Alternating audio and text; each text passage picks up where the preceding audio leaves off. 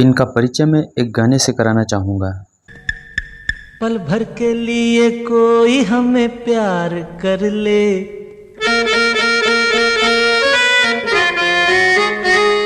झूठा ही सही। पल भर के लिए कोई हमें प्यार कर ले, झूठा ही सही। 2 दिन के लिए कोई इकरार कर ले, 2 दिन के लिए कोई इकरार कर ले, झूठा ही सही। पल भर के लिए कोई हमें। इस भारी सी आवाज़ को आज हर कोई मिस करता है। एक जादू है इस आवाज़ में। 60 और 70 का दशक इनके नाम रहा है। देवानंद से अनिल कुमार तक की आवाज़ रहे किशोर दा की बॉलीवुड में शुरुआत एक एक्टर के तौर पर हुई थी। इनका जन्म 1929 में मध्य प्रदेश के खंडवा में हुआ था। इनके पिता एक नामी वकील थे। ये अपने 4 भाई बहनों में सबसे छोटे थे। इनके सबसे बड़े 2 भाई अभिनेता थे। इनके सबसे बड़े भाई अशोक कुमार एक उम्दा कलाकार रहे हैं। ये बॉलीवुड में सेट हो चुके थे। इन्हीं की बदौलत दूसरे भाई अनूप कुमार को भी बॉलीवुड में मौका मिल गया। जब 2 भाई फिल्मों में हो तो किशोर कुमार कैसे पीछे रह सकते थे। अपनी स्कूली शिक्षा पूरी करने के बाद किशोर दा भी मुंबई चले गए। बड़े भाई तो थे ही मदद करने के लिए, तो इन्हें ज़्यादा हाथ पैर नहीं चलाने पड़े और 17 साल की उम्र में ही पहला ब्रेक मिल गया। साल था 1946। फिल्म थी शिकारी।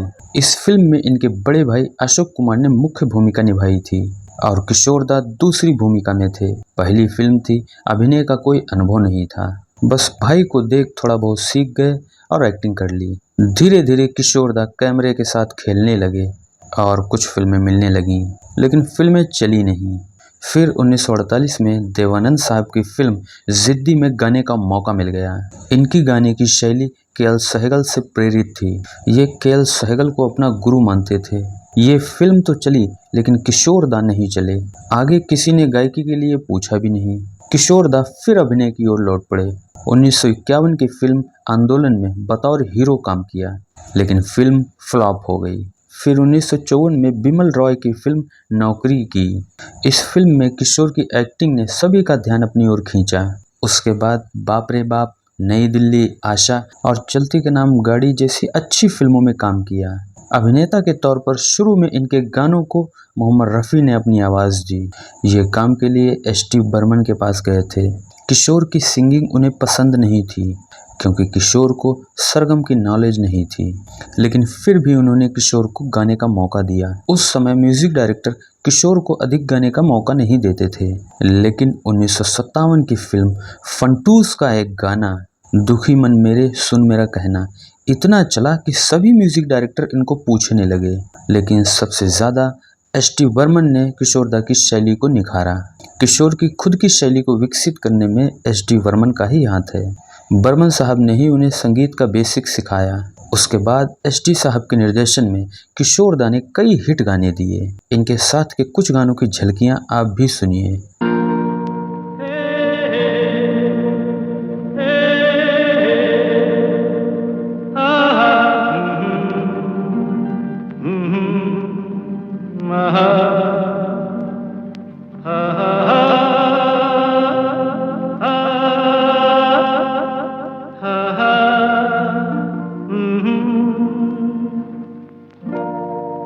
कोरा कागज था ये मन मेरा, मेरा, मेरा।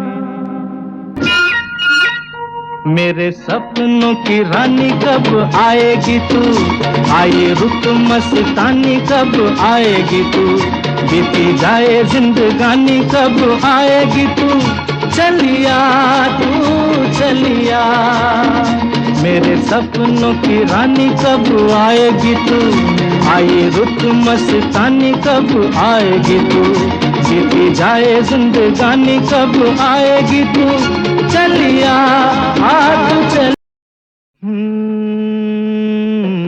फूलों के रंग से दिल की कलम से तुझको लिखी रोज पाती, कैसे बताऊं किस किस तरह से पल पल मुझे तू सताती।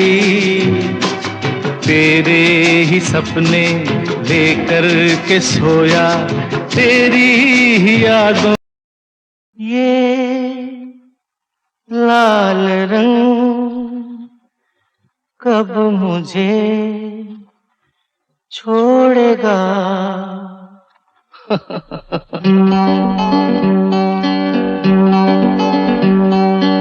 ये लाल रंग कब मुझे छोड़ेगा।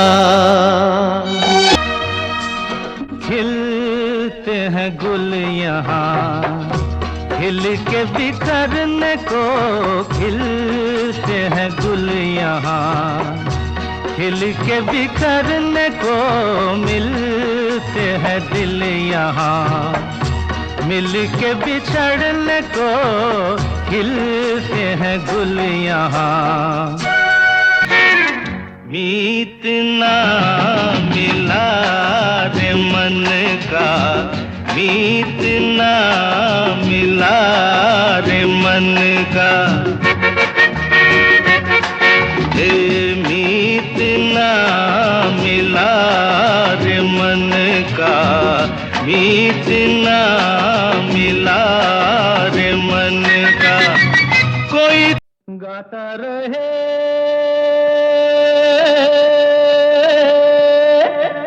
मेरा दिल, तू ही मेरी मंजिल, गाता रहे मेरा दिल, तू ही मेरी मंजिल। हाय दुखी मन मेरे सुन मेरा कहना, जहाँ नहीं चैना वहाँ नहीं रहना, दुखी मन मेरे।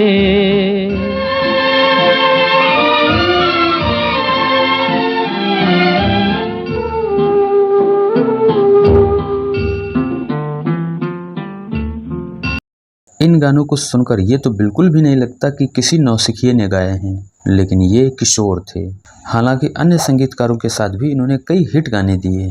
उसके बाद फिर इन्होंने कभी पीछे मुड़कर नहीं देखा।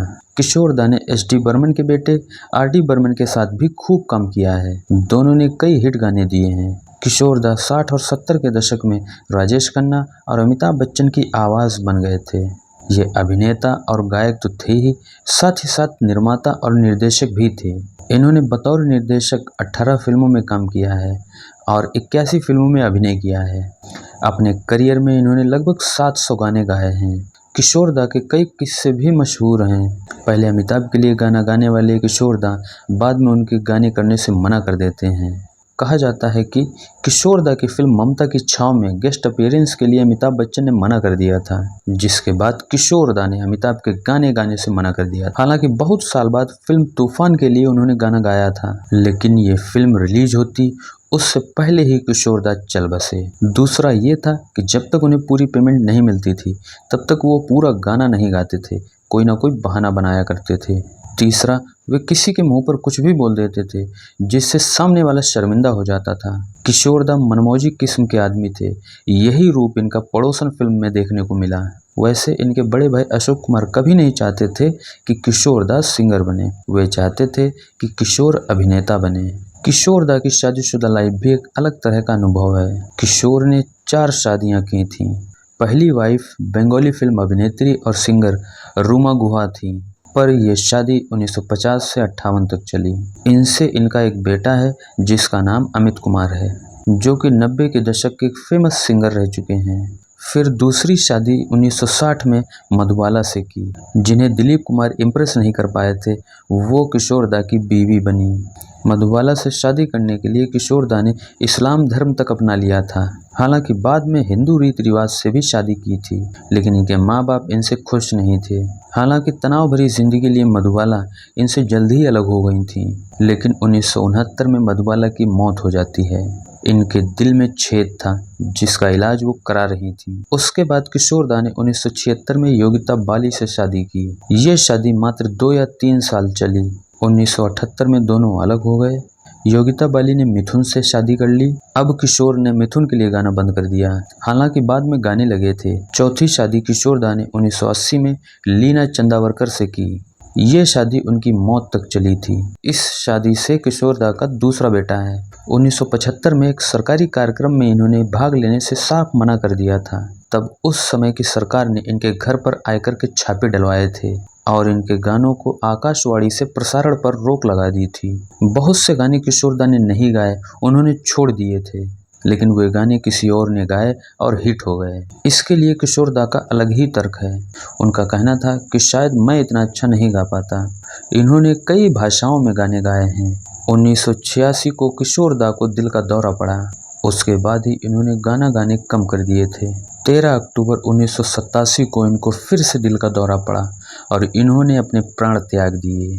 हमेशा हमेशा के लिए एक सितारा बॉलीवुड से चला गया। इनके मरने के बाद इनका अंतिम क्रियाकर्म खंडवा में किया गया। इनके जाने से पूरा भारत हिल गया था। किशोर दा एक दिल थे जो गानों के रूप में सभी के दिलों में धड़कते हैं।